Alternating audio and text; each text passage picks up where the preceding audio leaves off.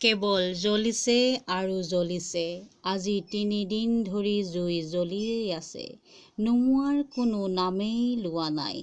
বাঘজানৰ ৫ নম্বৰ তেলখাদৰ জুই। জুই জ্বলি ছাই হৈ গৈছে ঘৰ দুৱাৰ, সা-সম্পত্তি, গছ-গছনি, পশু-পক্ষী সকলো। আনকি জলাশয়ৰ পানীতো জুই লাগিছিল। ইতিমধ্যে ২জন অইল ইণ্ডিয়া কৰ্মীৰ মৃত্যু ঘটিছে, টিখেশ্বৰ গোহাঁই আৰু দুৰ্লভ গগৈ।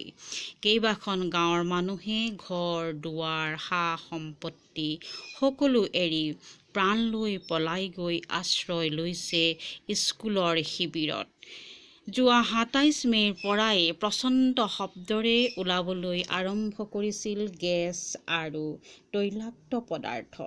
ওচৰৰ গছ-বন, খাল-বিল, ৰাস্তা-ঘাট সকলো তেলীয়া হৈ পৰিছিল।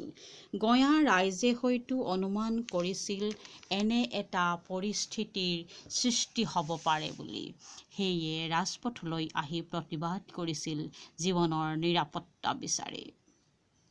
এতিয়া এটাই মাথো প্ৰশ্ন, নুমাবনে বাৰু এই বিধ্বংসী জুইকুৰা?